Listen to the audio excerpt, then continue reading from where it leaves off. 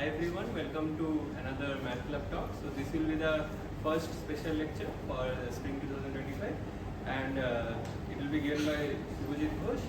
He did his PhD from KFR camp and he is now a postdoc at ISI here itself. And he will talk about introduction to polynomial lemniscates. Thank you.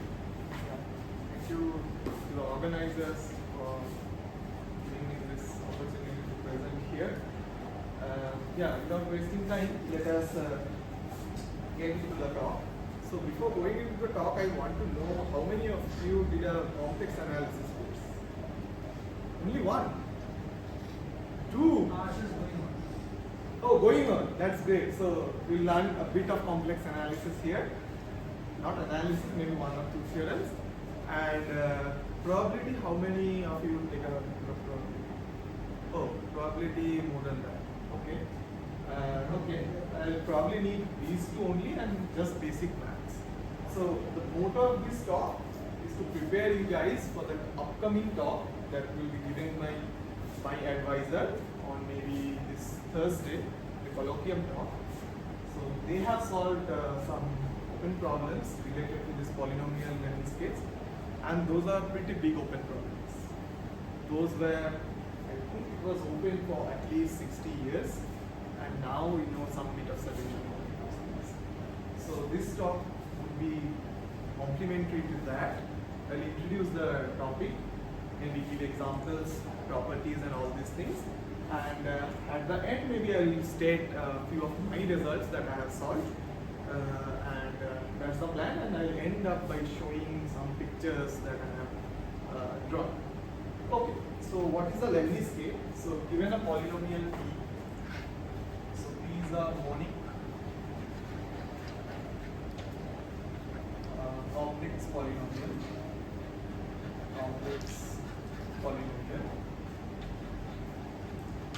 So that means the roots are complex number or the coefficients are complex numbers. Monic means the leading degree is 1. Polynomials. I'll denote it by P. Then the associated lemniscate is lambda P, that is defined by all such z in the complex plane such that mod P of z is less than 1. So it's sort of a level set. You have a function, that function, modulus of that function less than 1 is the level set of this. That's the definition. So it's a subset of a complex plane. So let's see some properties. I'll let you stare at the definition. I will write one more definition, that is zero set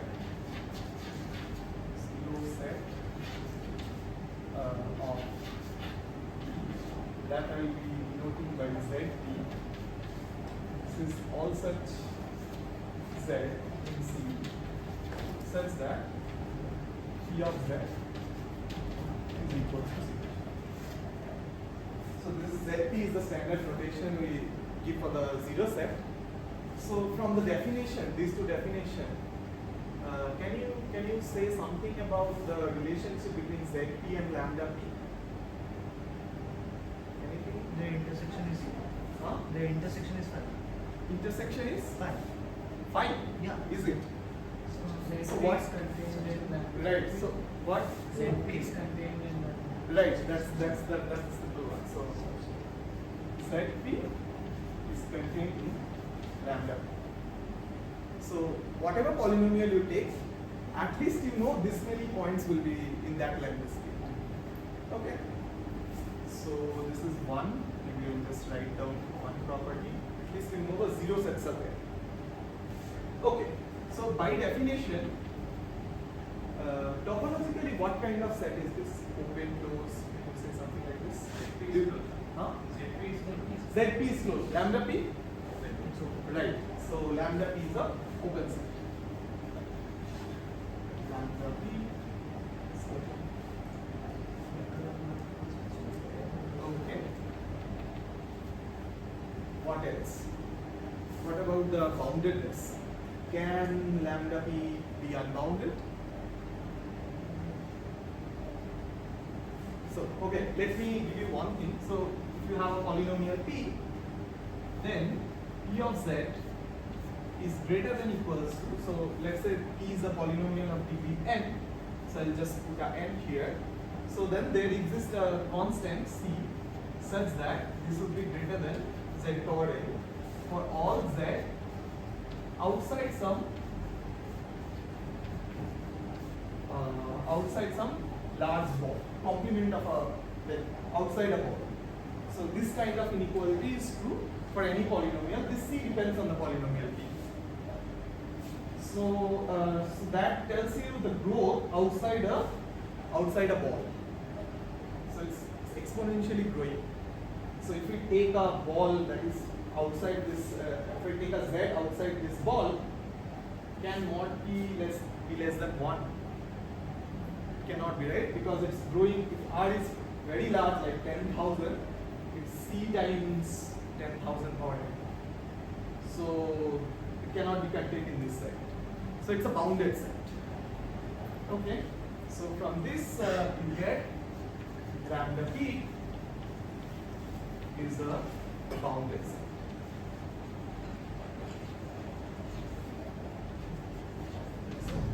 Okay.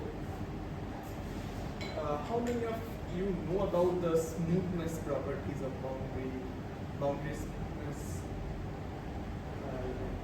Let me just remark about that thing. It's not very important.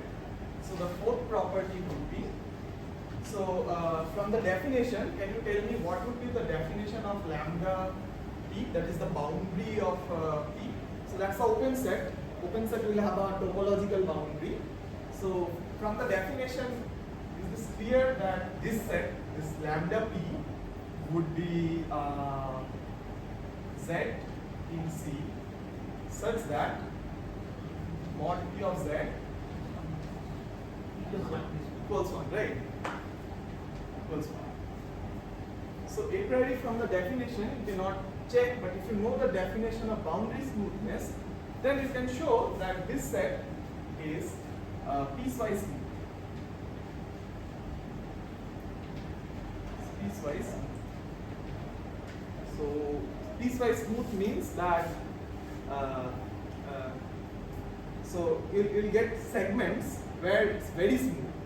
It will not have very, what to say, modex kind of a behavior, sharp angles and all this. This is smooth.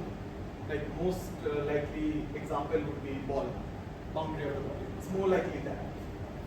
Okay, so these are some very interesting properties. So whenever you have a bounded open set, you can always talk about the area of the set. So the important question, most important question would be fix the degree. Question. Fix the degree.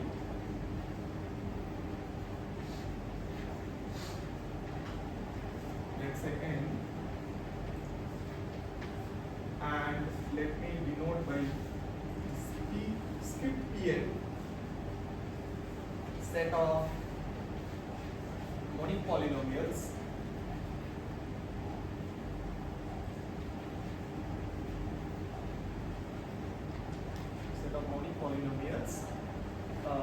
that has degree n. So this is the set of all monic polynomials that has degree n. So the question is,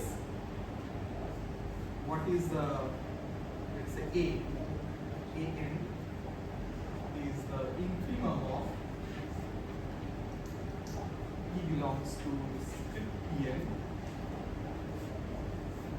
area of this set lambda.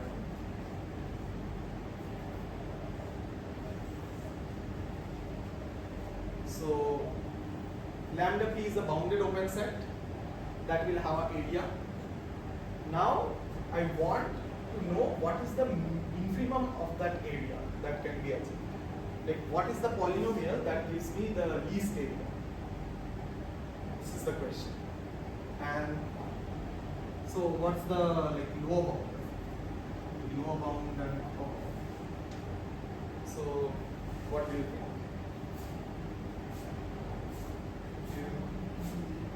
Huh? Mean is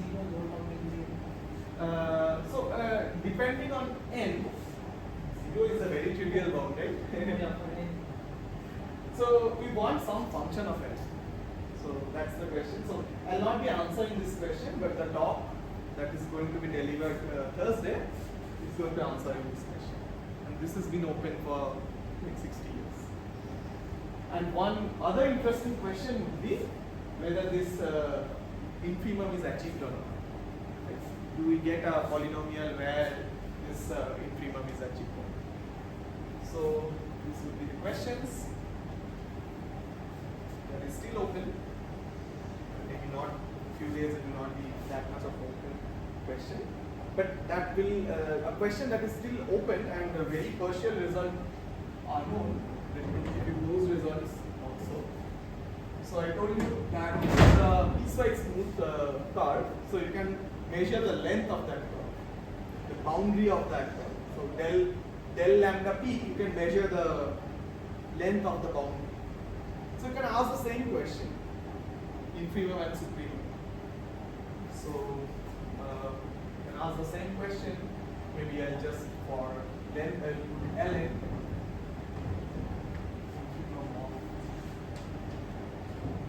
We get supremum because supremum is the most interesting one. Supremum of p belongs to Pn. Yes, the length of del lambda. So we take supremum of all length. What is the length?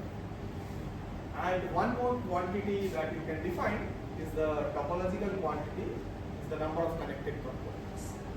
So that is also there, but I will not go into the component part right now.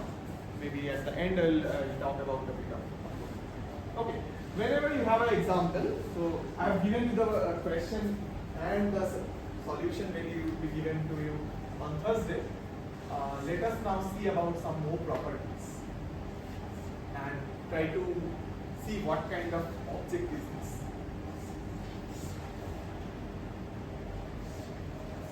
Okay, so always it's good to have an example. Example, let's take this simple example when Pn of z is z power. So then what is lambda of z power? Can anyone tell?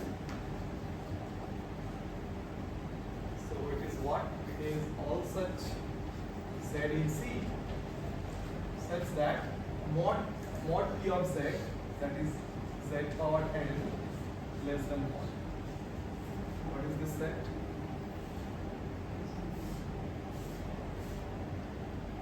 Anyone? Unit disk? Yes, exactly, unit disk. Because this is same as mod z less than 1, which is nothing but the unit disk. And what is the area of the unit disk? Area of the unit disk is pi. So here, so here we talked about infimum of the area. Infimum of the area. You can talk about the supremum also. So let's say for supremum a sup of n be the supremum of p belongs to Pn of area of lambda p,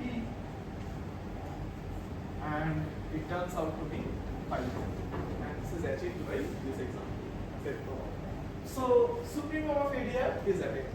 So it's not a interesting question. What we want to know is the infimum of the area. Infimum of the area, that is still. And I cannot give you the proof for this pi because it requires, it's not very trivial and beyond the scope of this talk. But I just want to tell you that this simple example attains the supremum. Similarly, if you take the length and take the infimum, this guy attains the infimum. And then the infimum, let's say, if I define L inf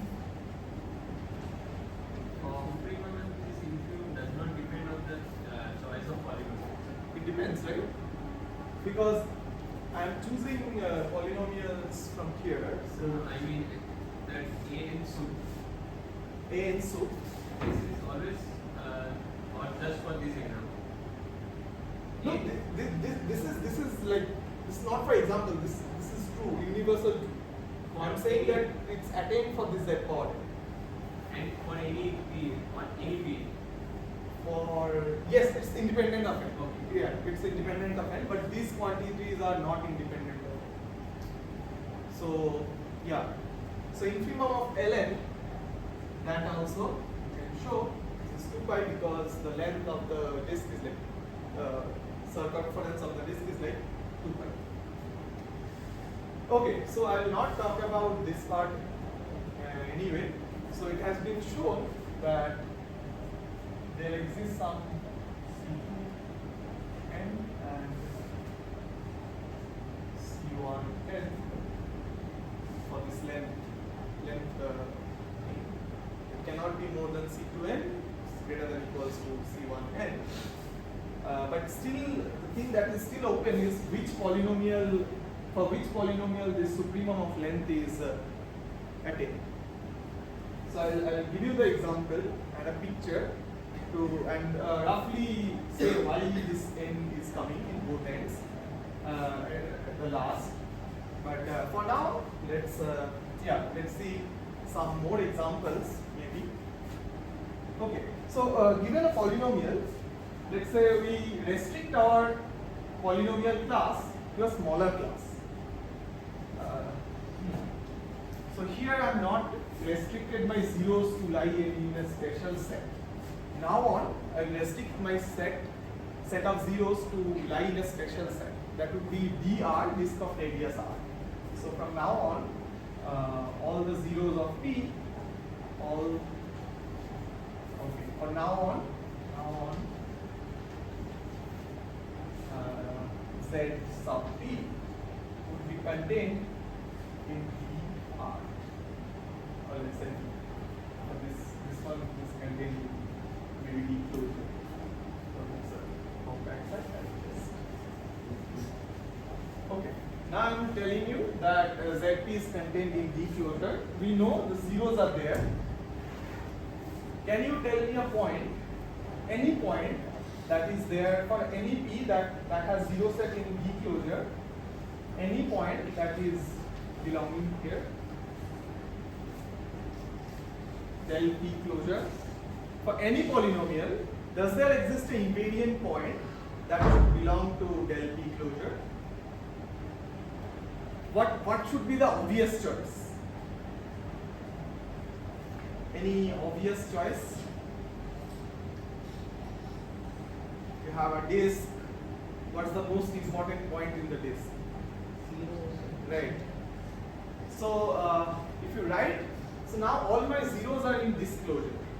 So if you write E of Z, you can write a monic polynomial, then you can write E of Z, like maybe degree n, then you can write this as 1 to n mod of Z minus Zn, where Zn's are inside D. What happens if you put 0? So what is mod Pn of 0? It's just the product of the Zn's.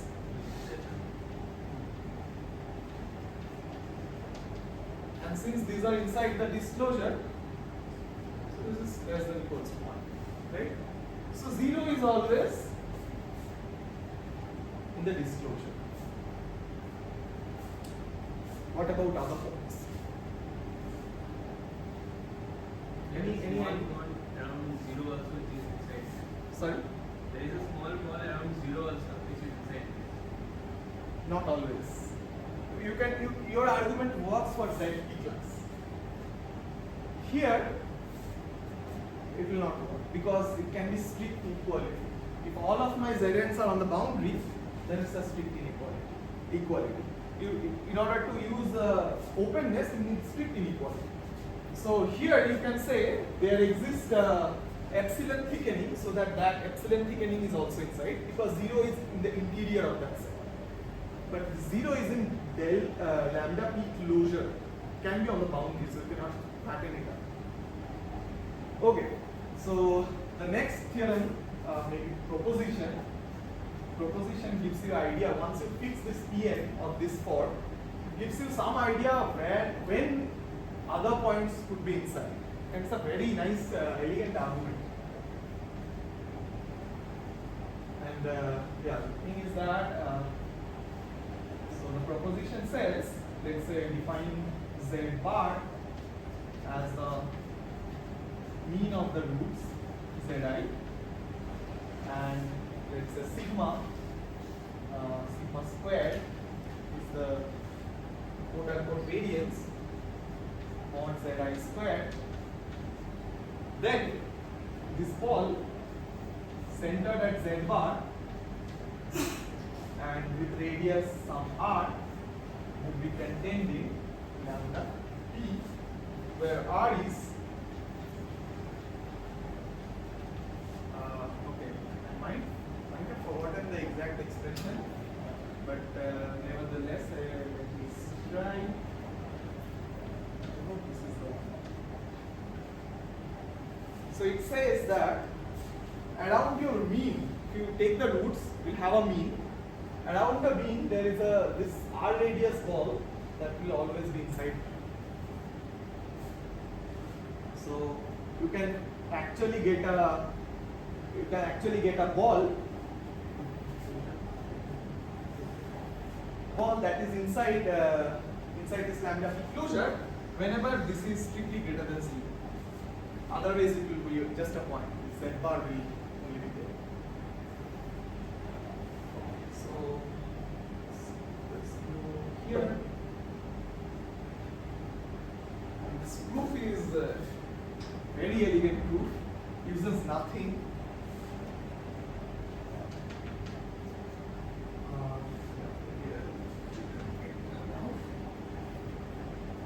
Okay, so fix the Z in fix Z in D, yeah, D, and consider this quantity mod En of Z power 2 by 10. So this is what, this can be rewritten from here as the product of Z minus Zi squared power 1 by 10. Now it gives us an indication there is a inequality to use. What kind of inequality? Yeah, you can use Cauchy-Schwarz. I would like to call it AMGM. Derive one from the other, but I'll just use AMGM. So it's a product, it's a GM product. So this AM would be 1 by n sum of Z minus Zi squared. So if you remember from your calculus, not calculus, in your board's exam, there will be this expansion. This you can expand as mod Z squared plus mod Zi squared minus 2 times real part of Z, Zi part. Right. So simple, no complex analysis, just complex number algebra. Now, to sum them up, so this is sum. So this from I equals to 1 to n. So Z would be summed n times. There's a 1 by n. So mod Z square will come out because it's n times Z square, and this n divided by n makes it Z square. After that you get summation Zi square divided by n. That I have defined here. This is the quantity, second quantity. So second quantity would be sigma square minus, now the sum if you remember the property of real part of complex number, this sum it can go inside this zi bar, right? So if it goes inside the zi bar, you get, and with the 1 by n, you get this is 2 times real part of z times 1 by n zi bar.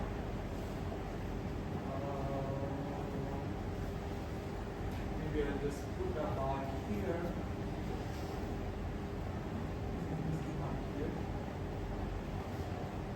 What I need is to change my definition. Maybe here. Okay, so this quantity, our definition, by our definition, was the z bar. So I'll just replace this by z bar here.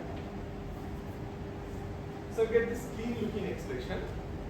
Now you add and subtract z mod z bar square. You do the reverse algebra here. So you just write it like z bar minus 2 times real part of z bar. Z bar is a very bad notation. It's not the bar. It's the definition from there. Let me change it to z naught. Yeah, let's stick with z naught. Yeah, z naught. I think my notes are written z naught. So I'll just write it as z naught. And so I'll add and subtract mod z naught square.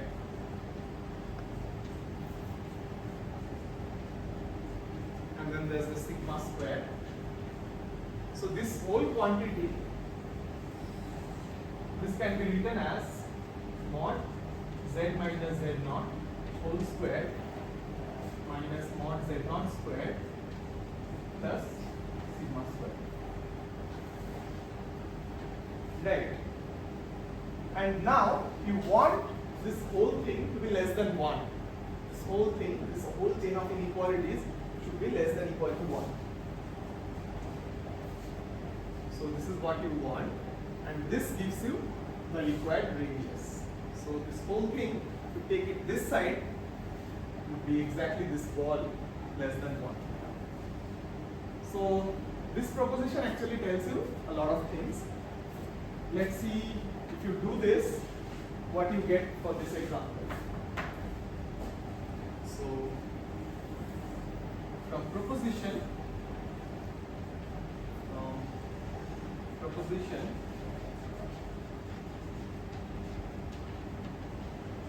what it says that the ball centered at z0 and radius r should be contained in the lambda p closure. So what is z0 here? The mean of the for this Pn. What is z0 here? What is the mean of this roots? What are the roots here? All roots. Yeah. So all of them are 0. So it's just 0, right? What is r? R was this terrible looking expression. So this is 0. This is dropped out. So we have 1 plus sigma square. Sorry, I made another mistake. Should be plus here and minus here. Right. Because if you take it to that side, it's mod z square plus sigma square. So what's sigma square here? So this is 1 minus 0 plus. Sigma is the variance, sort of variance, or sum of modulus root of the summation of the squared modulus. What is that?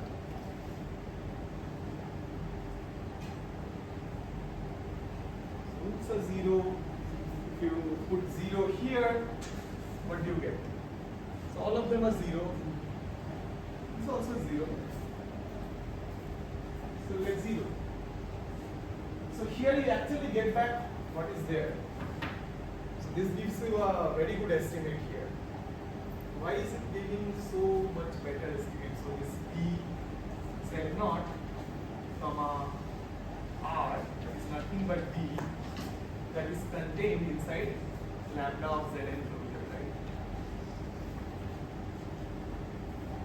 This is the best you can do. You cannot do anything better than that, right?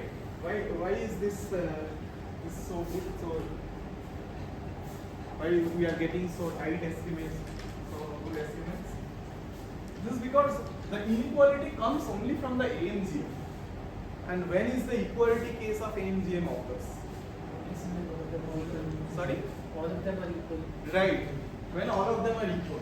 So here all the zi's are equal. So therefore you get this kind of a result, almost kind of a result. But the important thing from this proposition is, now let's do a perturbation.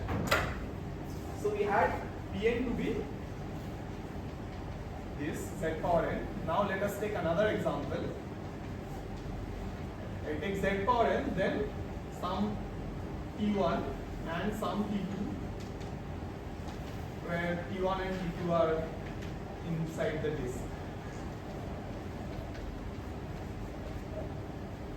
Now I am perturbing this polynomial a little bit, and you can do the same calculation to get almost a disk is contained inside the Lemniscate. So you do the same calculation. So now what is your Z0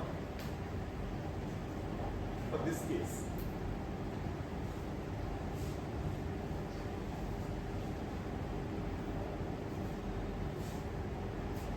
Any idea?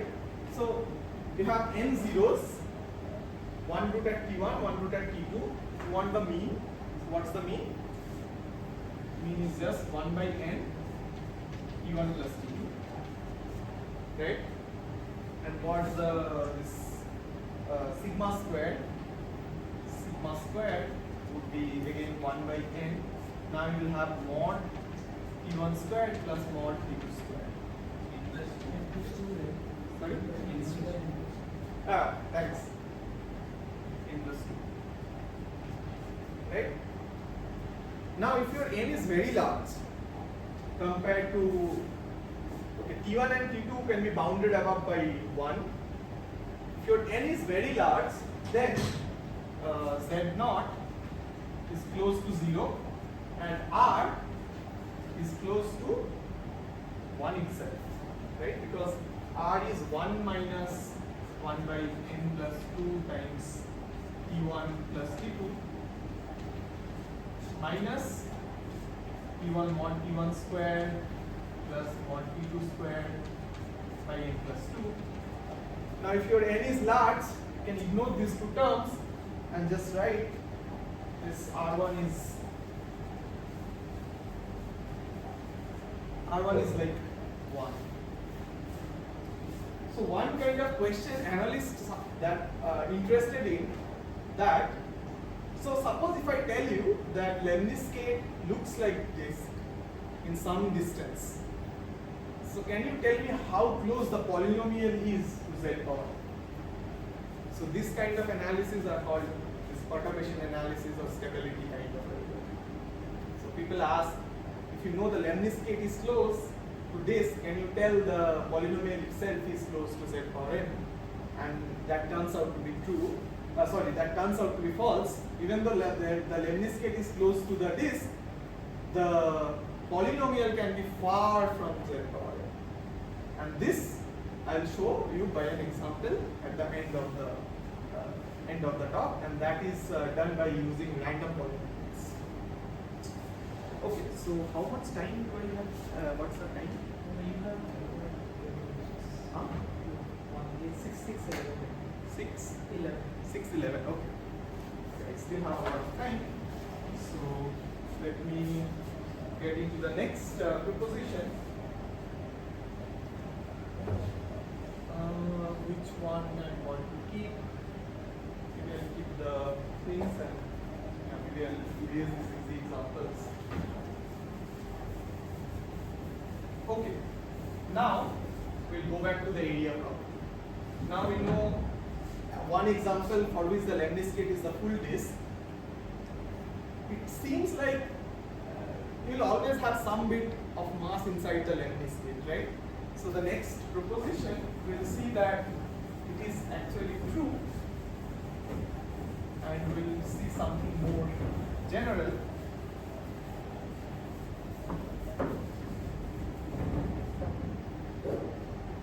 so if my zero set is inside D closure, what do you think? The lemniscate would be outside the, if it is not z power n, can the lemniscate go outside the unit disk? Can you give me an example of polynomial that has zeros inside the disk closure, and the lemniscate, this bounded set, goes outside the unit disk?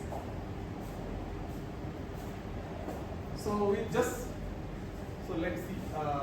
Generalize this example. Instead of Pn of z, if we take instead of z power n, if we take z minus half power n, then what is the associated lemniscate?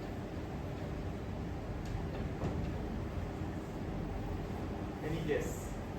So what is this? All such z in C such that mod z minus half power n less than 1. What is this set?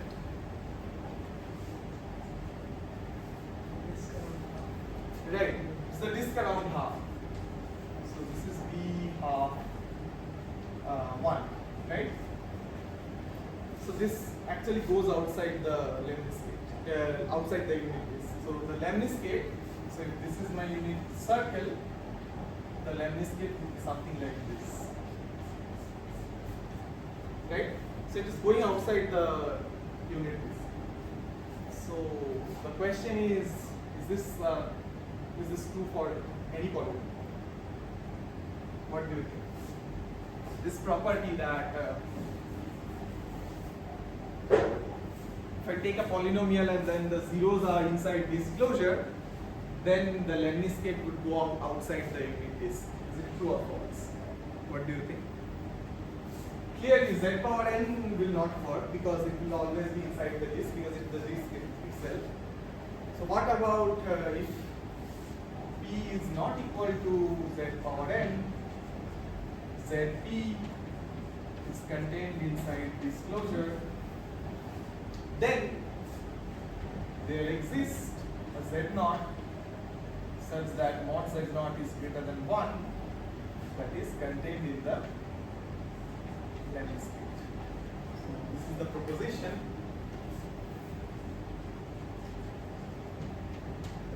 Z bar n minus 1. Sorry? Z bar n minus 1 rules on the boundary. Boundary, okay. That will also go outside. Because what that guy mentioned, right? Your Zp you can always fatten up it a little bit. So if you z power n minus, if you take z power n minus 1, the picture would be something like this. So around this root you can fit a ball because it's in the interior, so the parts will go outside. So that's a nice guess. And since he has already mentioned, let me also mention this thing which I have erased. So z power n minus 1 is called the Edish polynomial, and the associated lemniscate is called the Edish lemniscate, and that is conjectured to be the maximizer of the len. So z power n minus 1 is the maximizer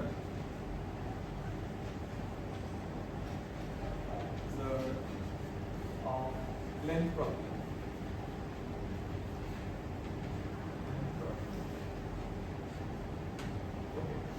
So I'll show you a picture and give a heuristic idea why people believe this z power n to be the maximizer.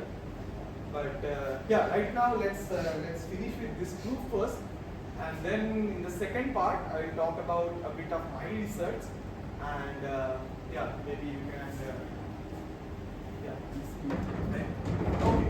So for this part, so clearly 0 is contained in the lambda p closure for all polynomials of this sort. So let us denote E0 be the component that component of this lambda p that contains 0. That contains 0. So you have 0 inside E0. Now my claim is that there exists a point Z0 that is outside the disk and that is belonging to E0. The method of proof is by contradiction. Assume not, assume the contrary, assume that E0 is a subset of D closure. We assume that okay, E0 is a component of lambda closure. So we assume that E0 is strictly inside the disk. Now we will contradict that this cannot happen. Okay. So let's say P is again of the form P of Z is like product of Z minus Zi, I equals 1 to n. So if you guys are doing complex analysis this semester, can you tell me, do you know about Blaschke factors? Blaschke factors? What are the automorphism from this to this? Those are the Blaschke factors. So Blaschke factors are like this let's say Zi is called a Blaschke factor. Is defined as Z minus Zi 1 minus Zi bar Z. So this has the property that it maps this and on mod Z equals to 1, Bzi is also 1. So this can be done very easily. So on mod Z equals to 1, you take mod Bzi.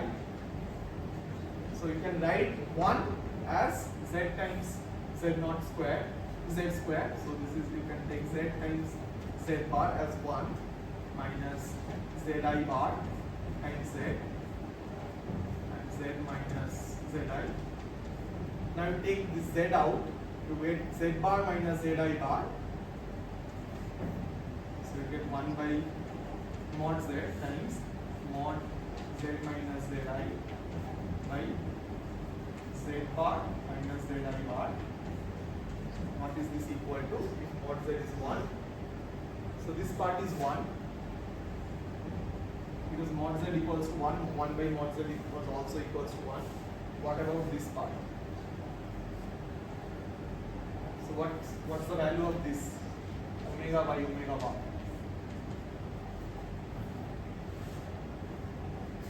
One, right? So this is same. This you can think this as omega, this is omega bar, so this is also 1. So on mod Z equals to 1, these factors are 1, and by maximum modulus principle inside you can show that this is less than 1 if mod Z is less than 1. So this is less than 1, strictly less than 1 if mod Z is strictly less than 1. So I'll use this Blaschke factors to prove something here.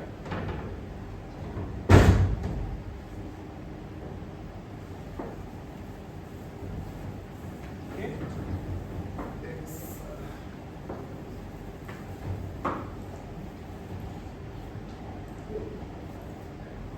Okay. What we want to show that some contradiction we want to show.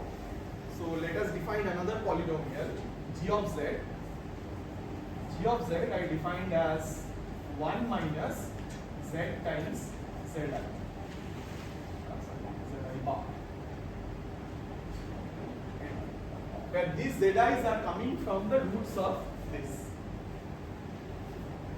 So first observation is that what are the roots of g? What are the roots of g? Sorry, 1 by Zi bar, right? And Zi bar are inside my disk, inside D closure. So all the roots of G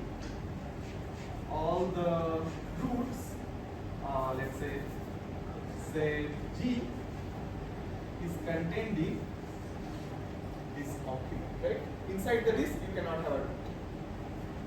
Okay. Now consider this function f. Now I need a bit of complex analysis to write this thing. Let's say g of z f, yeah, by e of z. So this g of z, f of z, e of z. So this p of z is that polynomial p of z by g of z. So if you know a bit of complex analysis, so this is holomorphic on D, because all the roots of G are outside D. So if you are dividing by G, then it's still a holomorphic function. Now, so this is holomorphic, and mod f.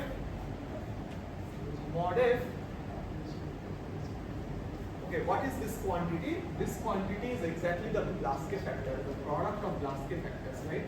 Because P is my product of z minus zi's. Zi, and this is 1 minus zi bar. So this is the product of Blaske factors. This f is the product of Blaske factors. So here you can show that mod f equal to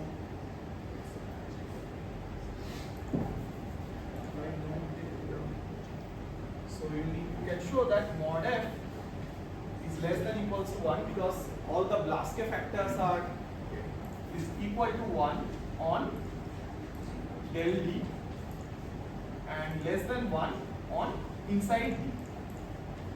Because the Blaske factors individually are 1 on the disk and less than 1 on the inside the disk. So you can see the product will inherit the same property. So on del D it's 1 and less than 1 on inside. Okay. Now let us focus on G. So then if you write mod G, so that mod G of Z is greater than equals to mod f of Z is greater than equals to 1. This is coming from this inequality. So you can write mod f is less than equals to 1. That means G of Z is greater than P of Z. Sorry, this is P of Z. And this is not greater than equals to 1. You have only this. Now on this load. So on E clone on yeah, this is the part where it gets a bit boring because it's a long proof, but bear with me what can be done. On E, so E naught is the component where is the boundary of the component. On del E naught, we have that mod G of Z is equal to greater than equals to mod f of Z is greater than equals to 1. So you can show that G is strictly greater than 1 from here using minimum modulus principle. You can show that mod G of Z is strictly greater than 1 on the intersection E2. Right? But you can show that G of 0, what is G of 0? You put here 0, you get 1. Right? All these things cancel, you get 1. So you get a contradiction. So that such G cannot exist. So this gives you a proof, and I was a bit fast here because it's a bit boring, at least if you don't know complex analysis. So what it gives that, if you have instead of z power n any other polynomial, the Lemniscate will always go outside the unit disk. Okay, so I hope this gives you a rough idea about the idea about the Lemniscate properties. Now I will do the component part. So we talked about the general properties and area length things. Now let's look at a topological point of view. What's the number of connected components that we can have? And I'll end this session with the component name. Yeah, probably not use the board. Here I've just put some things under the rug. It's not a complete proof, it's just a sketch.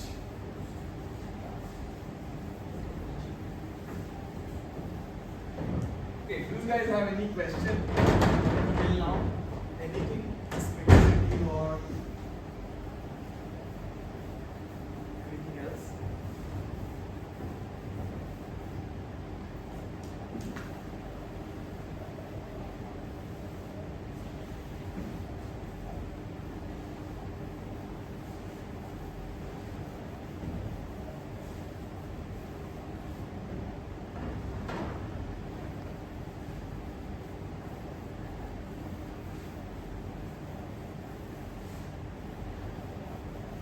Okay, then let us move on to the number of components.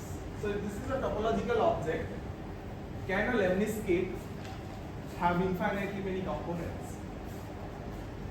What is the guess? Huh? No, right. So can you give me a bound? The number of fruits. Very nice. Very nice. That's a very nice guess. So the next thing, let's see, denote this C of lambda P as the number of connected components of P. Then the proposition that you have already guessed is the number of connected components is always greater than equal to 1. It's the open set and would be bounded by, as the guess is the degree of the polynomial, that's the number of roots. Now give me a proof.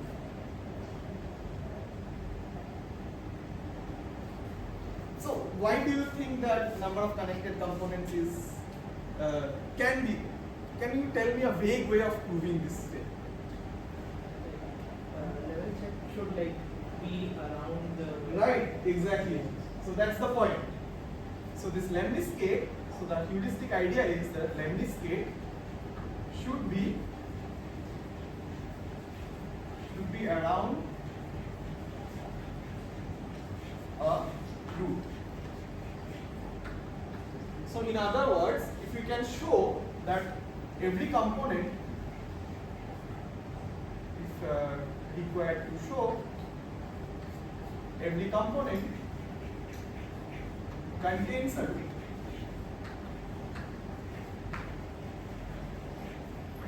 So if you can show every component contains a root, then the maximum number of components that can be reached is the number of roots. So right now we'll just focus on that this portion, that every component contains a root. Okay. So proof. Again, the proof is by contradiction. It's the favorite rule of mathematicians. Whenever if you want to prove something, you just assume cannot prove and then bring some contradiction. So assume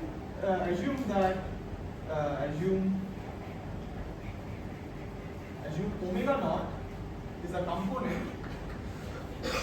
component that has no roots. That has no roots of P. So let's say, let me plot here. So let's say this is my omega, and it has no roots inside this omega. And by definition of the component of a lemniscate, we know on this boundary, mod P is equals to 1 on del omega, and mod P is less than 1 in omega. By definition. Huh? Very nice, very nice. So it's exactly the idea that he mentioned. So you consider 1 by P. So there's no root inside omega. So 1 by P is holomorphic. holomorphic. So now you can use the maximum modulus principle. So if you, this is f. So mod f on omega, this is what? This is exactly equal to 1 because mod p on del omega, because mod p on del omega is 1, so 1 by mod p is also 1. So you can use the maximum modulus principle to show mod f is less than equals to 1 on omega. That means 1 by p mod p is greater than equals to 1 inside omega, right? But this constraint is the fact that mod p, we started with mod p less than 1, right? So this is a contradiction. So from here we get this quantity.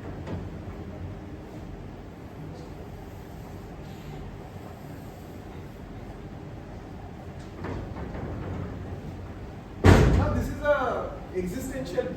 Now you may question, okay, you have given me a inequality. Is this even close to reality? Can you find a polynomial for which you can get actually you can get n many degree p many components? So again, your example comes in handy. So I'll show a picture later, and let's see. So if you take Pn of z to be z power n minus 1, then the picture would be like this. So let's say n equals to 4. So the picture would be something like this.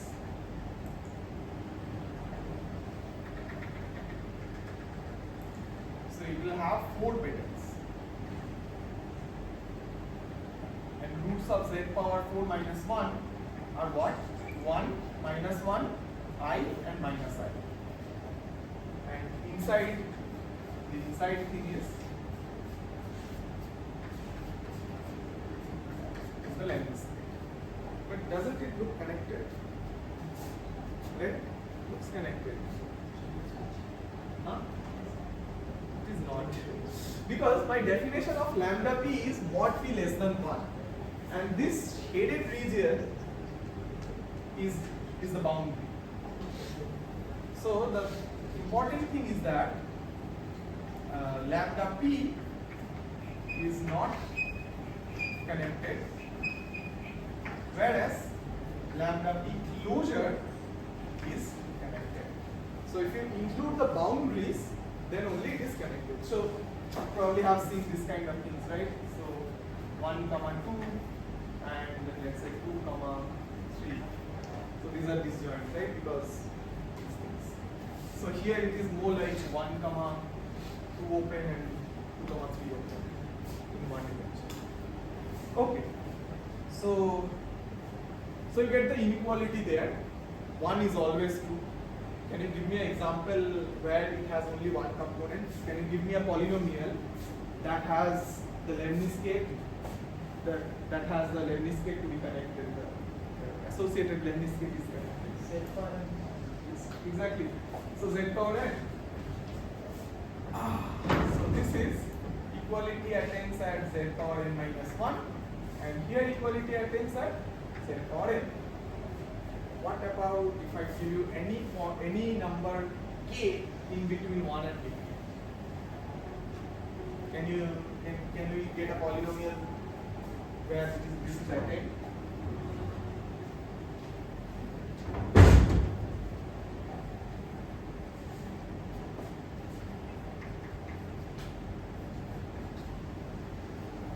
Okay, I will not have the time to prove this, but here is an example. So you can see that z power n minus 1 has degree p many components, and z power 1 n has one component. So in order to get something in between, you must do something with these two examples, right? So it is like that. So if you take Pn sub Pn of z something like this, z minus z power n minus k plus 1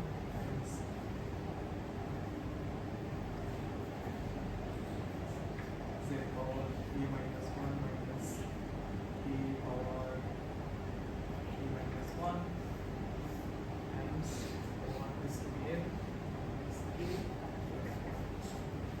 So this part is like z power n, and this part, instead of 1 I have put a here. This part is like z power n minus 1, which is also like this, right? 1 power n is also 1. So this has, for this we can show C of lambda Pn is equals to k. So it has exactly k many components. And the picture for this one would look something like this.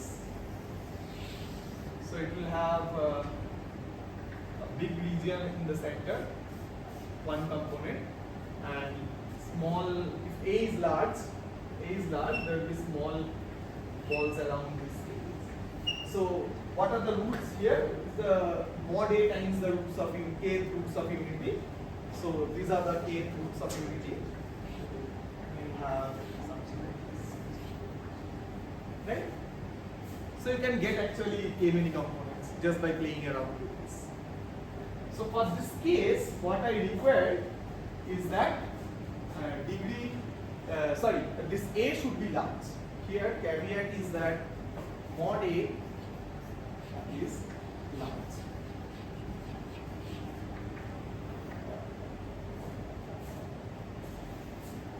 So in some sense, if you want a lot of components, your roots should be as far away from each other as possible.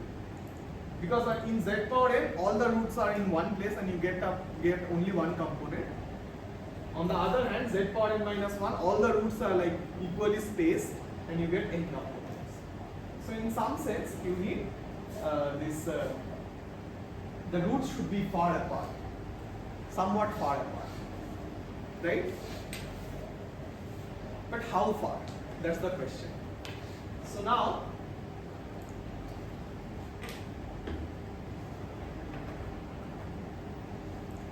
let us see this thing.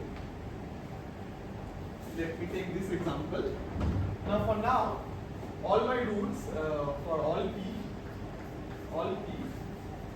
zp should be inside dr. Let's say dr closure. And we'll see what are the values of r that gives us different components. Okay. So easy case, if r equals to z, right, I'll define one more quantity, C max of n is the set of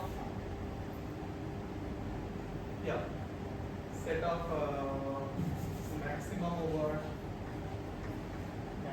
over p belongs to script Pn, and such that Zp is inside dr. Let's say Cr max n dr, and this is the number of connected components. So this quantity. So this quantity tells me if my roots are chosen from dr closure, then what is the maximum number of components that I can achieve here.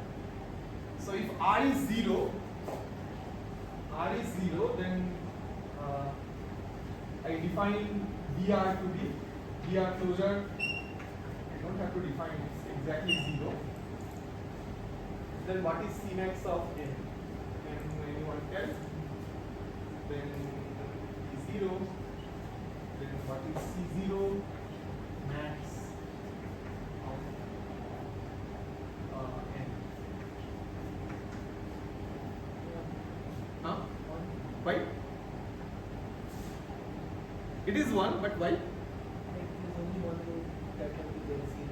Very good. So only one polynomial you can find, degree n, that is z power n, and we already have seen that has only one component, right? So this is 1. Clear? And now let us go to the extreme case. Okay, one more thing. So if r dash is greater than r, then what can you say about this one? C of r dash n and C max of r n. What is the relationship between these two quantities? Huh? R prime is to be greater. Right. Because it has more polynomials, right? It has. So we have this relation also. The box. Right? And now let's r equals to 1. Then tell me what is C1 max of n.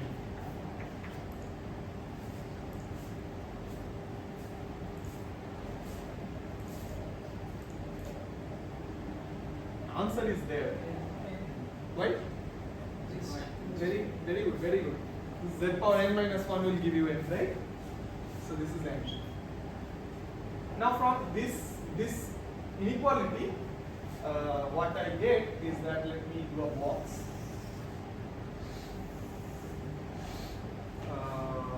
Right. And this is my C max of R. And let's say, yeah, I'll put three things. So R greater than equals to. So from this, if R is greater than equals to 1, what is this quantity? This is n, right? Whatever R I take from these two examples, it is n. R is 0, we have 1.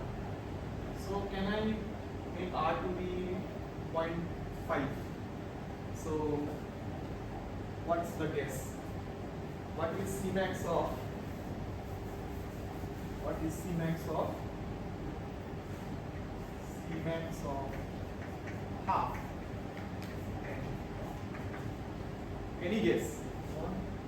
Why? It's because like we can't get roots far apart. Very good.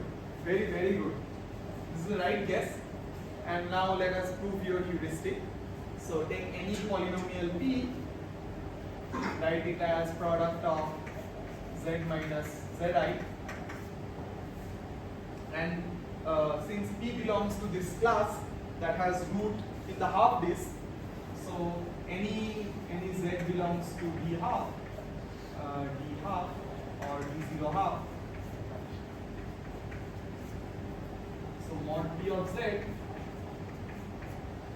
is equals to product of mod z minus zi. But what we know that zi's are less than equals to half, and I have taken this z naught, let's say z naught, lot of z naught I have used. Z naught is also less than equals to half. So by triangle inequality, this we can write product of mod zi plus mod z naught is the product, but this is half, at most half, this is at most half, sum is 1, the product, so this is less than equals to 1. So the whole disk d half is contained in lambda, right?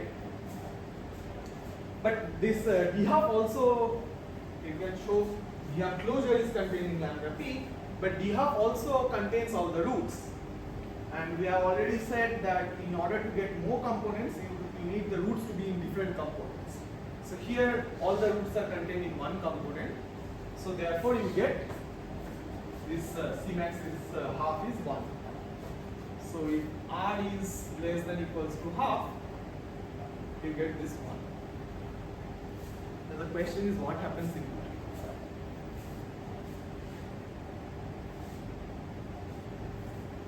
Any guess? This is the real challenge.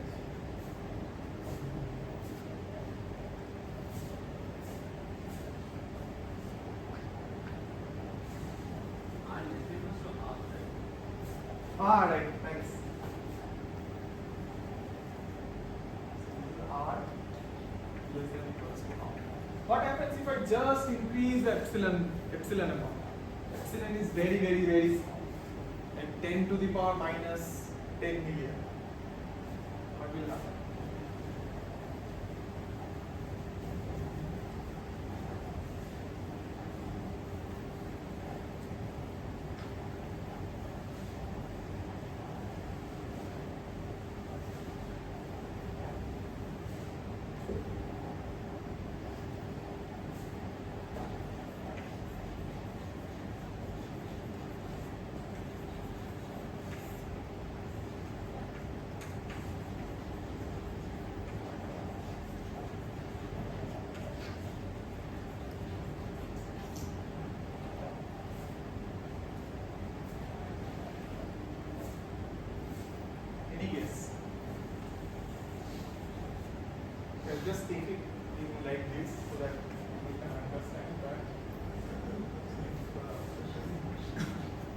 R, yeah, in that scenario, in the above setting,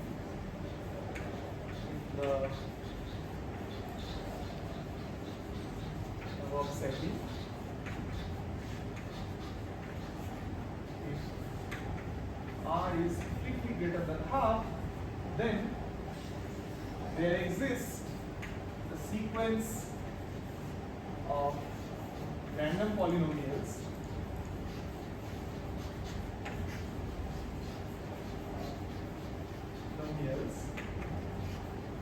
such that the number of random polynomials Pn such that and absolute constant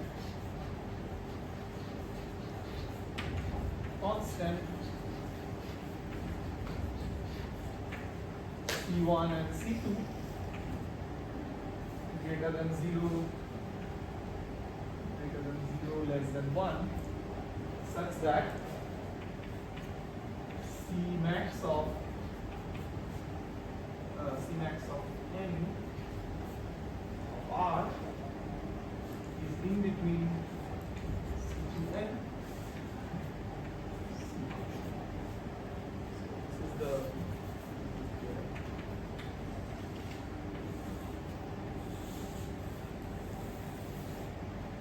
so it tells you that even though you go a bit above half, you still get order n many components. Even though you get a little less than 1, you cannot achieve n. So there's C2 that is strictly less than 1, so that you get a fraction. So yeah, this is the main theorem, and with this I would like to stop and ask you if you have any questions.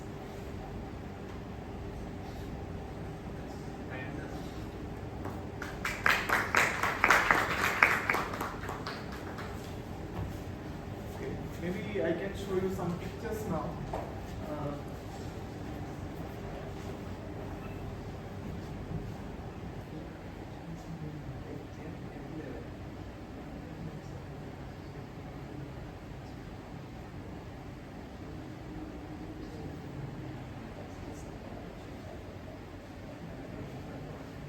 Okay, it's okay. So let me just anyway show you this. Now we can see this. So this has this beautiful flower-like structure. It has 5 petals, and as I told you, for the length, this is the extremizer. So what you can think of is that, so I told you the estimate was the maximal length is of order n. Since the maximal length is of order n, how you can get this one is that cluster.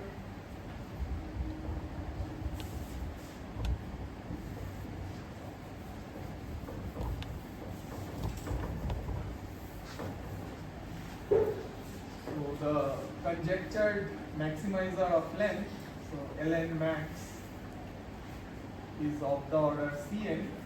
And why this is the conjecture? So what you can think? So this diameter is 1. This diameter is 2. So this part is 1. Radius is 1. And you can think this thing is like, this is like 1, and this is 1 more 1. So it's like 1 and 1 2. Here also 2. So it's like 10. So this conjecture is like 2 times some constant times n. So this n comes from this petal. So number of petals would be n. Each petal will contribute, it will become needle-like. If I increase n, it will become needle-like. Let me increase one more. So this is 5. Let me show you 10. And then you will see that it's becoming like a needle.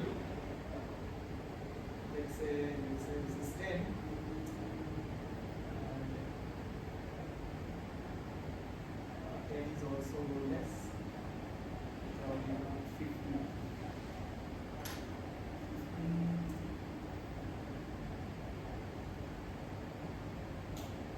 Yeah.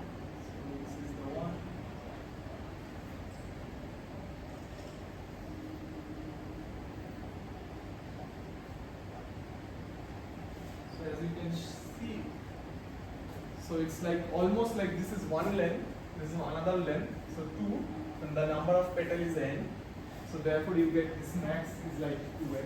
And this is the conjectured lemniscate that attains the maximum, and it's not being proved that this is the one that actually attains.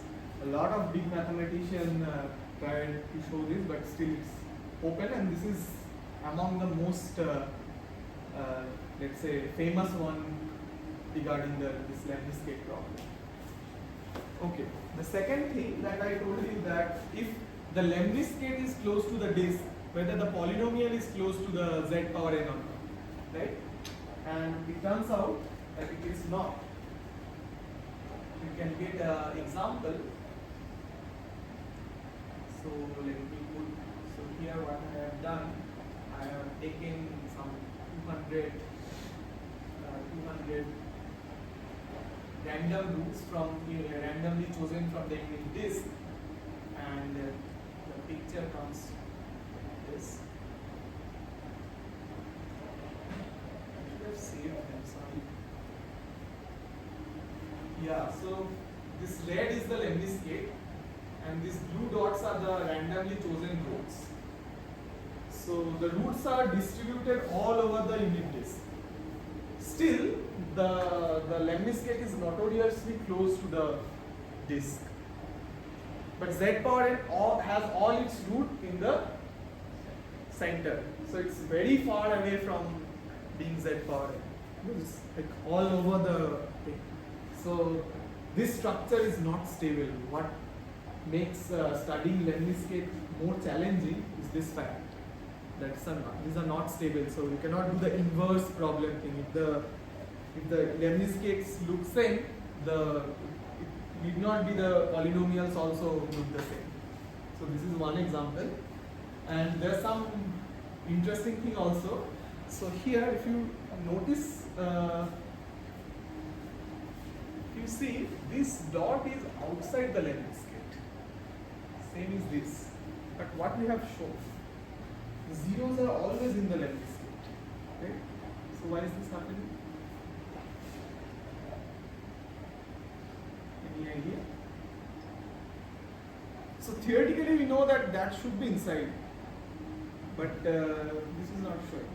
So what is happening here, that the component containing that root, the blue root, is so small the computer is not detecting it. So it's like there is a very tiny component here, and there's the root, but I have to put some width for the root so that you can visualize, but the point has no dimension, right? So here the dimension of the root is much larger than the lemniscate, therefore the lemniscate is not captured. So it's more like there's two very tiny roots, and then that's not captured in the picture. But then you may ask, so this is a random polynomial, and what is the expected number of roots that are like not in the big component, right?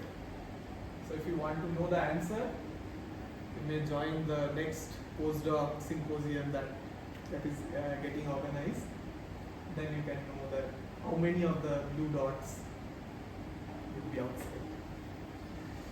Okay. So this is one of my advertisement, and I'll probably stop with one more example. Just change this example a bit. Maybe 1.25.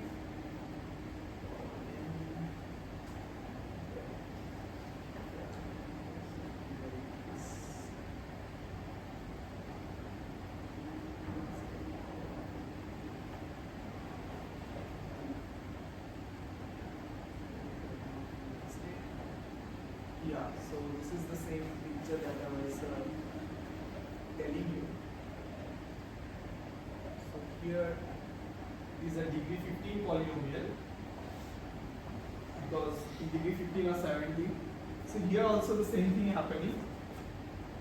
There are components here also, but it is so small that the blue dot is dominating.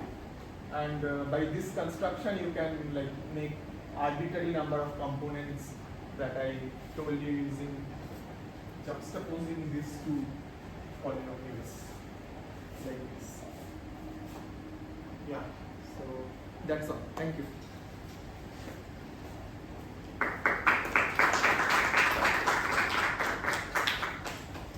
So, are there any questions?